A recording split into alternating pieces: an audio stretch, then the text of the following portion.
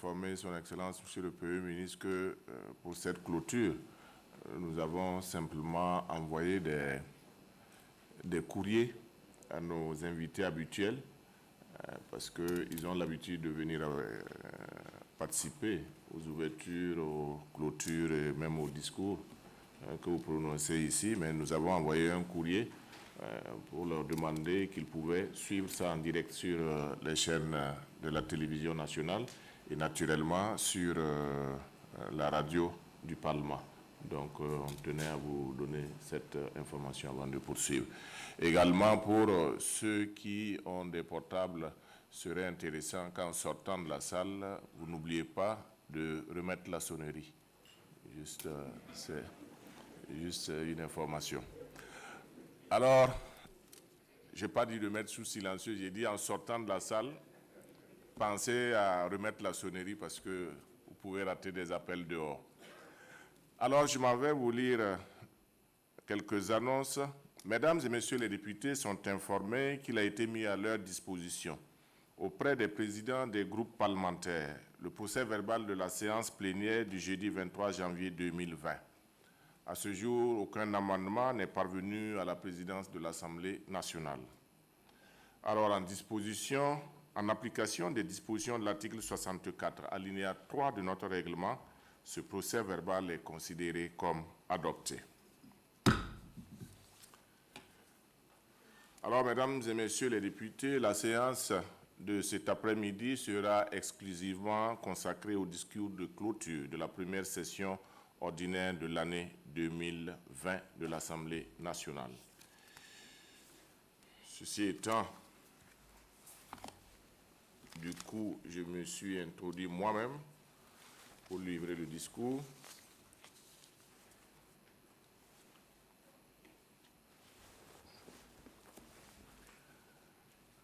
Excellences, Monsieur le Premier ministre, chef du gouvernement,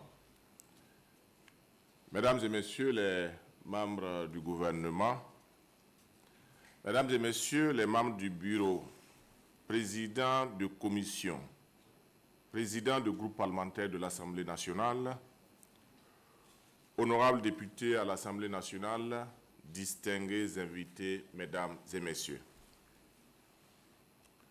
Le mardi 12 mai 2020, j'ai visité en compagnie des membres de l'association Mémoire et Conscience les ruines de l'Assemblée nationale.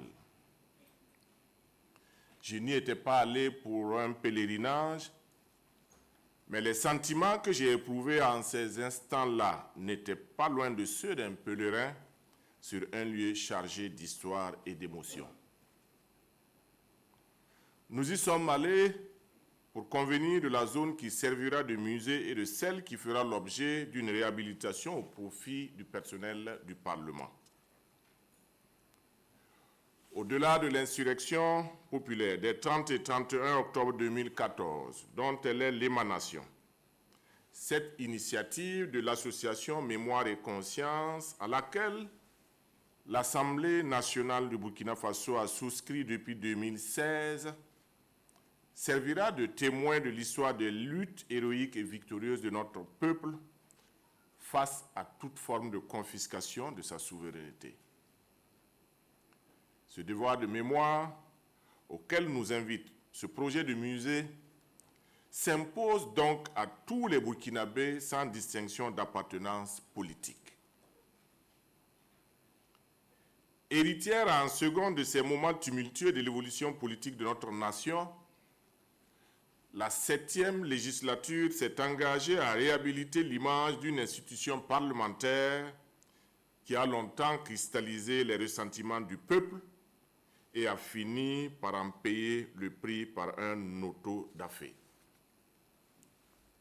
Honorables députés, si j'ai tenu à rappeler certains épisodes de la vie politique nationale, certes douloureux, mais fécond du point de vue de la dialectique de l'histoire, ce n'est pas pour réveiller un quelconque souvenir, ni jeter l'opprobre sur qui que ce soit.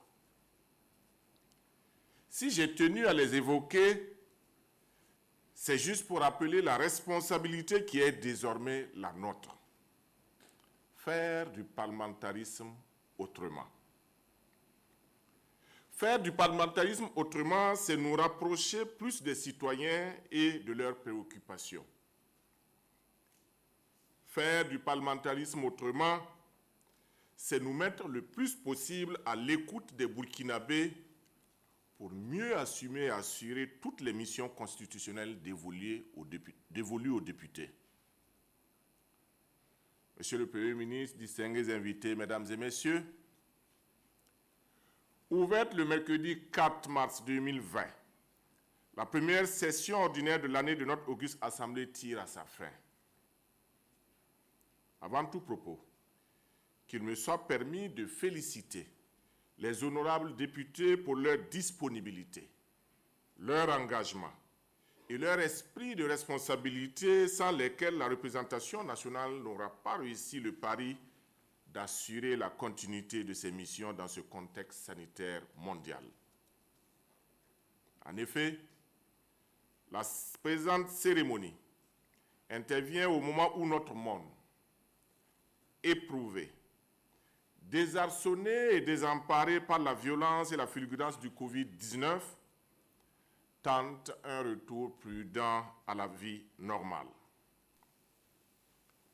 Après plusieurs semaines, voire plusieurs mois d'application de mesures de prévention drastiques, les différents gouvernements ont entamé des dynamiques d'assouplissement des restrictions imposées par la pandémie. Pour autant, cette crise sanitaire, qui a fait plus de 350 000 décès dans le monde, n'est pas encore enrayée et ses conséquences socio-économiques se font de plus en plus ressentir. À l'instar donc de tous les autres pays, le Burkina Faso n'est pas épargné par la propagation du coronavirus qui se joue des frontières, des races, de l'appartenance sociale, de la puissance des nations et des systèmes d'organisation politique. À la date du 26 mai 2020, 847 cas de contamination ont été enregistrés dans notre pays et les statistiques font état de 53 décès. Excellences, Monsieur le Premier ministre, Mesdames et Messieurs les membres du gouvernement, honorables députés, distingués invités, Mesdames et Messieurs. Du haut de cette tribune, je voudrais, au nom de la représentation nationale et au mien propre, présenter nos sincères condoléances à toutes ces familles endeuillées par le Covid-19 et leur exprimer nos profonds sentiments de compassion et de solidarité agissante. À toutes les personnes actuellement touchées par la maladie, je leur souhaite un prompt rétablissement. Monsieur le Premier ministre, distingués invités, l'histoire nous enseigne que ce sont les crises qui révèlent aux sociétés leurs forces, leurs faiblesses et leurs héros. La présente crise sanitaire ne déroge pas à cette règle de l'histoire. Chez nous, comme partout ailleurs dans le monde, les héros de cette lutte contre le coronavirus, ce sont ces médecins qui se battent, nuit et jour, avec dévouement et courage, et parfois au péril de leur santé, pour sauver des vies. Les grandes figures de cette résistance à la pandémie, ce sont également les infirmières, les infirmiers et l'ensemble du personnel médical et paramédical qui cumulent des heures, voire des jours sans sommeil, en étant au chevet des malades. Les grandes figures de cette résistance à la pandémie, ce sont aussi les laborantins, les pharmaciens et les chercheurs dont l'engagement mérite respect et reconnaissance de tous. Les grandes figures de cette résistance à la pandémie, ce sont enfin ces volontaires du monde associatif et des relais communautaires dont les incessantes campagnes de sensibilisation ont contribué à une large diffusion des mesures barrières.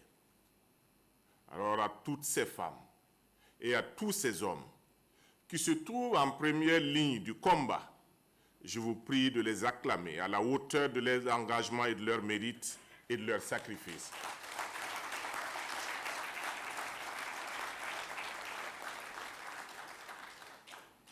Excellences, Monsieur le Premier ministre, Mesdames et Messieurs, face à la vitesse de la propagation du coronavirus et à l'urgence sanitaire et au bouleversement socio-économique qui en découle, le peuple burkinabé a su, malgré tout, se montrer à la hauteur de la situation.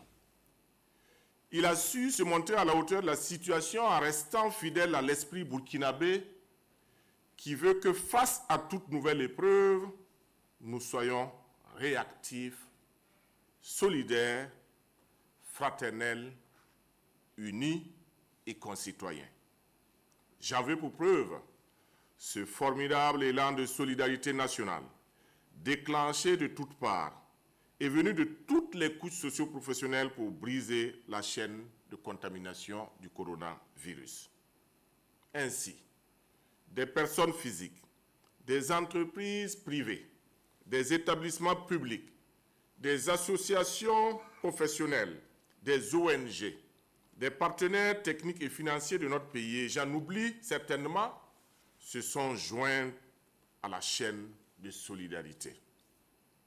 À tous ces généreux donateurs, je leur exprime toute ma gratitude pour leur geste de grande dignité. Aussi, sans pour autant faire dans le nombrilisme, je m'en voudrais de ne pas évoquer ici cet autre exemple de solidarité initié par l'Assemblée nationale avec le précieux accompagnement d'autres acteurs de la riposte contre la maladie. En effet, conformément à la prérogative que lui confère la Constitution de représenter la nation entière, le Parlement burkinabé, en collaboration avec des organisations des professionnels de la santé, de la communication, des médias et de la société civile, a organisé une collecte citoyenne et populaire de fonds en faveur de la lutte contre la pandémie dans notre pays et dénommée Coronaton. Je constate que notre démarche a permis de communiquer largement sur la réalité du Covid-19 et sur la nécessité de connaître et d'appliquer les gestes barrières.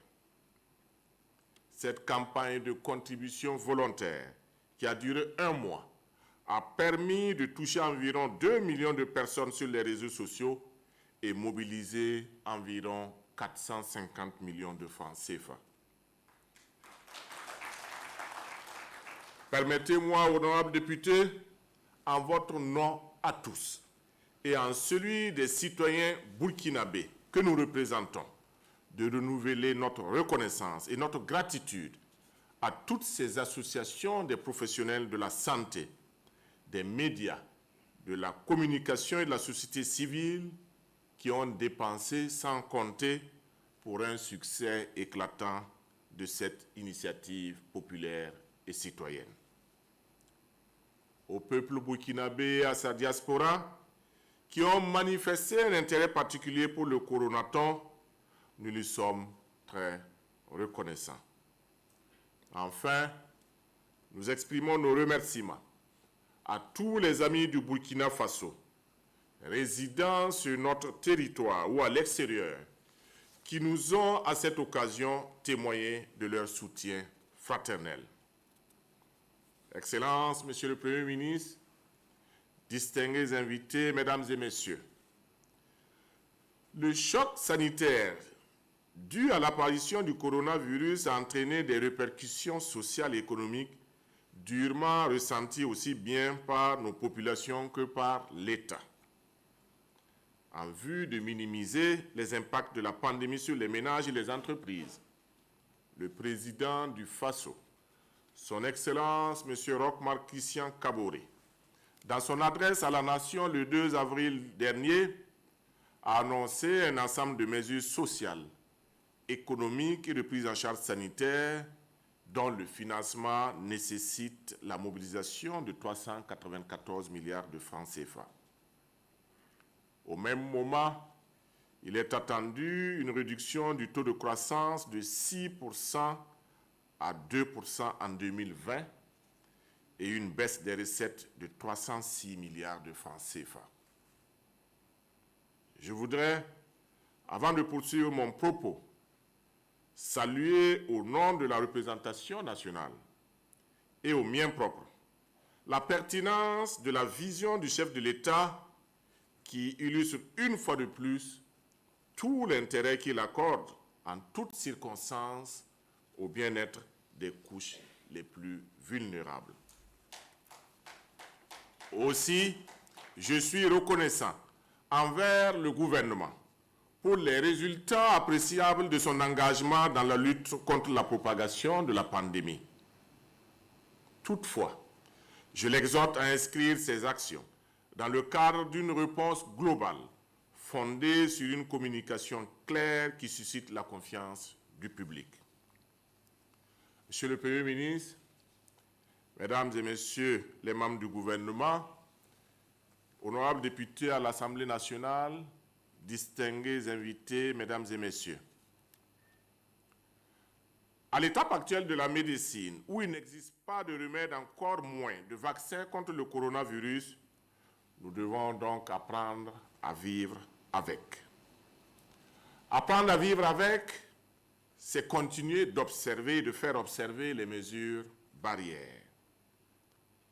Apprendre à vivre avec, c'est se protéger et protéger les autres. Apprendre à vivre avec, c'est cultiver une discipline collective et une éthique commune fondée sur la responsabilité et la solidarité.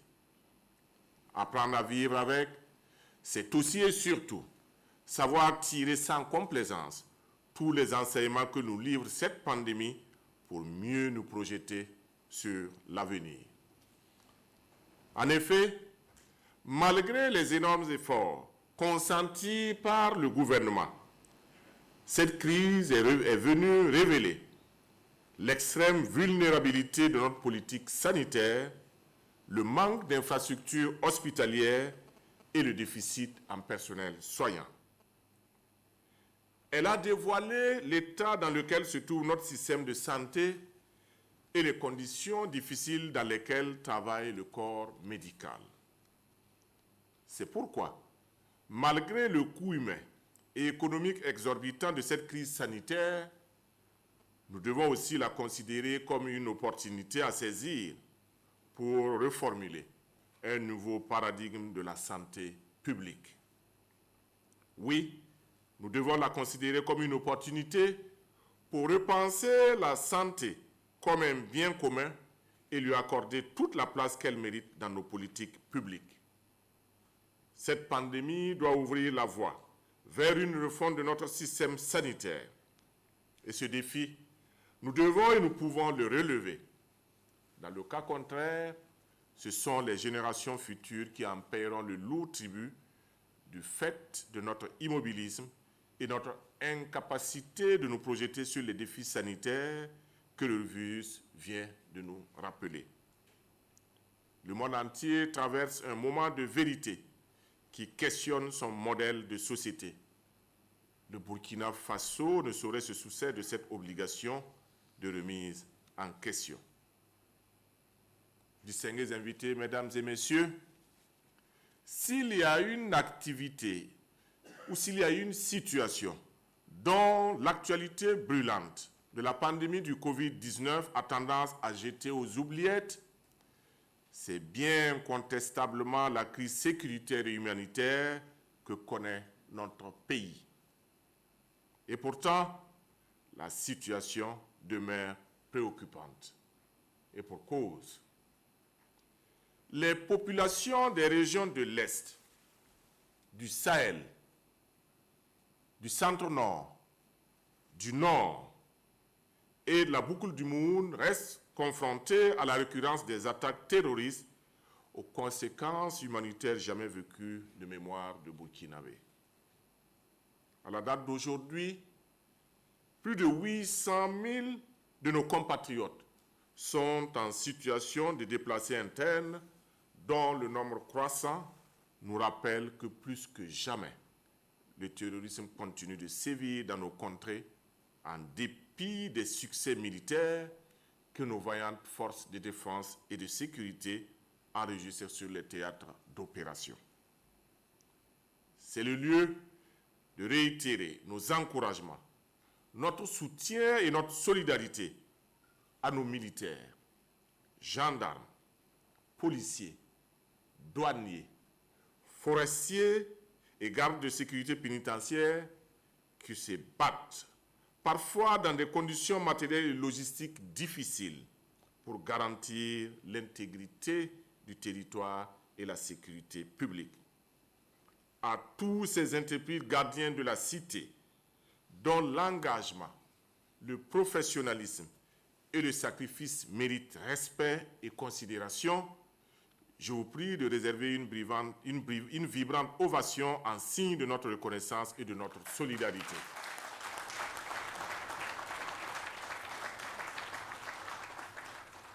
Au plan économique, malgré la crise sécuritaire, notre pays a su faire preuve d'une résilience certaine qui se traduisait par un maintien du taux de croissance à 6,3 en 2020. Mais aujourd'hui, cette performance économique est contrariée par la pandémie, dont l'un des effets pervers est la réduction de la croissance à seulement 2%. Comme nous le savons, l'un des secteurs de la vie nationale qui ont été touchés par la pandémie est celui de l'éducation. En effet, après plusieurs semaines de suspension des cours au primaire, au secondaire, au supérieur et dans les écoles professionnelles, le gouvernement a procédé à un réaménagement de l'année scolaire 2019-2020. J'invite donc l'ensemble des acteurs du système éducatif, particulièrement les enseignants, les parents d'élèves et les syndicats, à la mise en œuvre réussie du nouveau calendrier scolaire afin d'en minimiser les effets sur la qualité de l'offre d'enseignement dans notre pays. C'est pourquoi, tout en encourageant le gouvernement à la mise en œuvre diligente des mesures économiques urgentes préconisées par le président du FASO, je l'exhorte à inscrire ces actions dans la logique de réhabilitation du rôle stratégique de l'État en réconciliant l'économie avec les secteurs de la vie comme la santé, la protection sociale, l'alimentation, l'éducation et la sécurité. Dans ce contexte de dure épreuve, marqué par la conjonction des crises sécuritaires, humanitaires et sanitaires, je voudrais renouveler ici mon appel aux partenaires sociaux à davantage d'esprit de dialogue et d'exaltation du sens de l'intérêt général. À l'ensemble de la classe politique, dont l'agenda est dominé par les échéances des élections présidentielles et législatives, j'en appelle au sens de la responsabilité, de la retenue et de l'esprit républicain. C'est à cette condition que nous réussirons le pari d'élections tenues dans la transparence, la sérénité et la préservation de la paix sociale. Monsieur le Premier ministre, Mesdames et Messieurs les membres du gouvernement, distingués invités, Mesdames et Messieurs, au cours de cette session, notre Parlement a approuvé 18 projets de loi de ratification d'accords de crédit, de conventions de financement ou de soutien budgétaire. Nous avons par ailleurs approuvé le projet de loi portant loi d'habilitation du gouvernement à légiférer par voie d'ordonnance dans le cadre de la lutte contre le coronavirus. La présente session a aussi été marquée par la mise en place de 2 commissions d'enquête et de 3 missions d'information que sont la commission d'enquête parlementaire sur le système de la téléphonie mobile. La commission d'enquête parlementaire sur le système et les pratiques de promotion immobilière au Burkina Faso. La mission d'information parlementaire sur l'opérationnalisation des fonds miniers, la problématique de l'emploi des nationaux dans les sociétés minières et l'effectivité du paiement de la contribution financière en matière d'eau par les sociétés minières. La mission d'information parlementaire sur l'état d'exécution de la loi 055-2017 du 14 décembre 2017 portant loi de programmation militaire quinquennale 2018-2022. La mission d'information sur la gestion de la pandémie du Covid-19 dans notre pays. Comme vous l'aurez remarqué donc, l'un des faits saillants de la présente session a été le nombre important de commissions d'enquête et de missions d'information parlementaire qui l'ont caractérisé. Loin de trahir un quelconque acharnement contre l'exécutif, il est l'expression de la volonté du Parlement d'assumer pleinement sa mission constitutionnelle de contrôle de l'action gouvernementale pour une gouvernance plus vertueuse. Ainsi, ces commissions et missions parlementaires ont, de façon générale, permis, entre autres, la reprise des droits du Burkina Faso sur le gisement de manganèse de Tambao, la reformulation de la loi sur la commercialisation de l'or pour y introduire un guichet public d'achat d'or, l'accélération de la prise de textes réglementaires, le recouvrement de plus de 30 milliards de francs CFA pour la préservation de l'environnement post-minier. Les enquêtes parlementaires dans d'autres domaines d'activité ont aussi permis de faire bouger de nombreuses lignes, comme l'a constaté la plénière du 28 mai dernier. Notre dispositif de contrôle de l'action gouvernementale s'est renforcé, entre autres par la création de la commission de l'évaluation des politiques publiques et du suivi des recommandations CEPSUR. Après quelques mois consacrés à son organisation interne et à l'adoption des manuels de procédure, la CEPSUR s'est attelée à évaluer la mise en œuvre des recommandations des commissions d'enquête parlementaire des années 2016-2017. Il s'agit plus précisément de l'état de mise en œuvre des recommandations des commissions d'enquête parlementaire sur le foncier urbain au Burkina Faso, sur la gestion des titres miniers et la responsabilité sociale des entreprises minières, sur le système de santé au Burkina Faso, sur le système d'enseignement au Burkina Faso, sur la réalisation d'infrastructures publiques et l'acquisition d'équipements par les maîtrises d'ouvrage délégués. Les 4 commissions parlementaires ont formulé au total 285 recommandations. Si on peut se satisfaire de la mise en œuvre de certaines recommandations majeures, il n'en demeure pas moins que l'effort doit être poursuivi. Honorables députés, depuis plus d'un mois, nous portons le deuil de notre homologue, l'honorable Marie-Rose Comporé-Né Konditamde, deuxième vice-présidente de l'Assemblée nationale, arrachée à notre affection le 18 mars dernier. C'est le lieu pour moi de réitérer, au nom du Parlement et au mien propre, nos sincères condoléances à la famille éplorée en cette douloureuse circonstance. En attendant d'organiser la cérémonie d'hommage à notre regretté, dès que le contexte sanitaire le permettra, nous prions Dieu pour le repos de l'âme de notre collègue. Excellences, Monsieur le Premier ministre, honorables députés, distingués invités, la coopération parlementaire demeure de nos jours une activité prépondérante de la représentation nationale.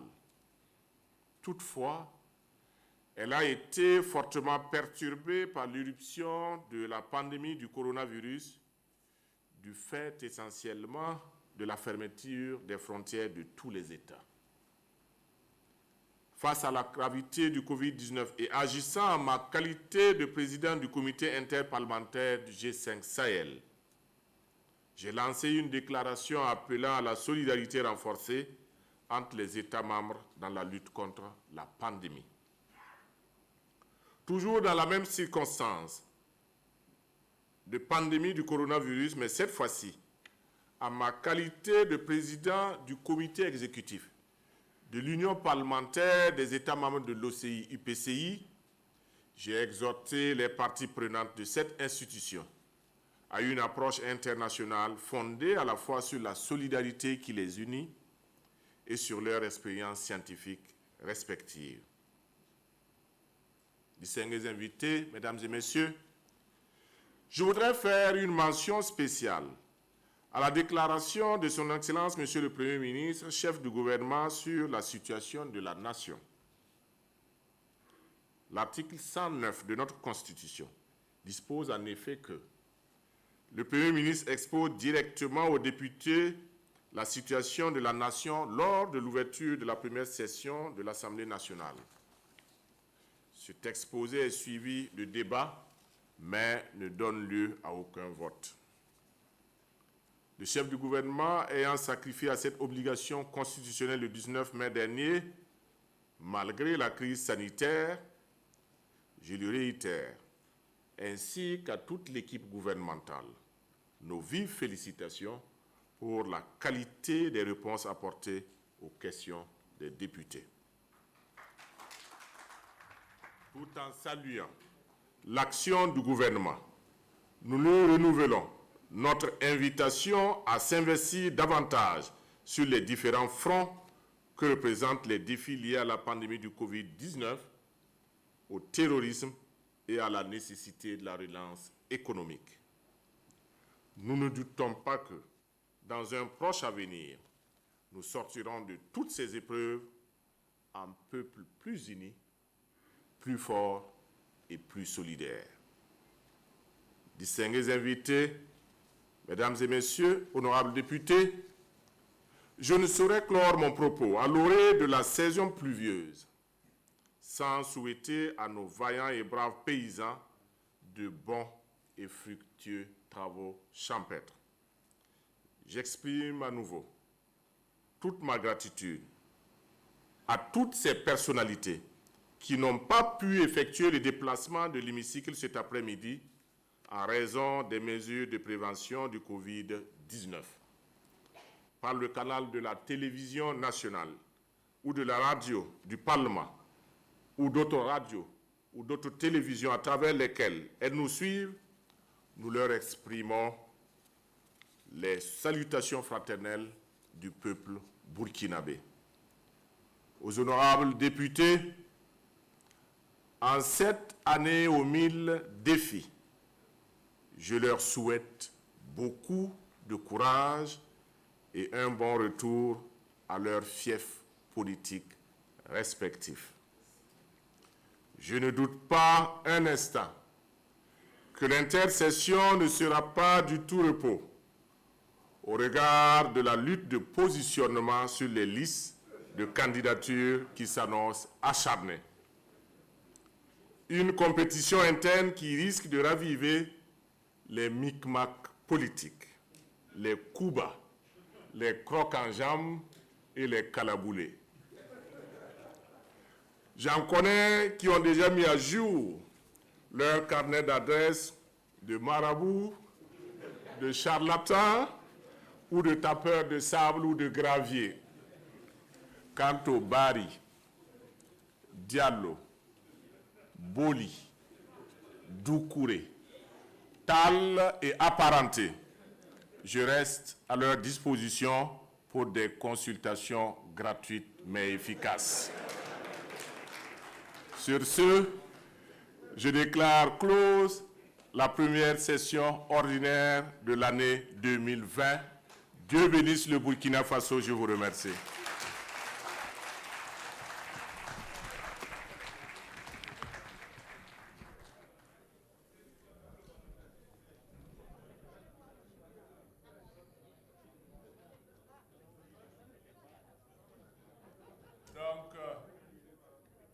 Après ce discours, je voudrais peut-être rappeler à ceux que j'ai cités dernièrement que mon cabinet de consultation va être situé à Guy Coffin. Alors, Excellence, Monsieur le Premier ministre, Messieurs les membres du gouvernement, honorables députés, chers fonctionnaires parlementaires, femmes et hommes de médias, chers invités, à tous ceux qui nous suivent, l'ordre du jour de notre séance plénière est épuisé. L'ordre du jour également de notre session, première session ordinaire de l'année, est épuisé. Alors, je déclare close la première session ordinaire de l'année 2020 de l'Assemblée nationale. Excellente soirée à tous et à tous. La séance est levée.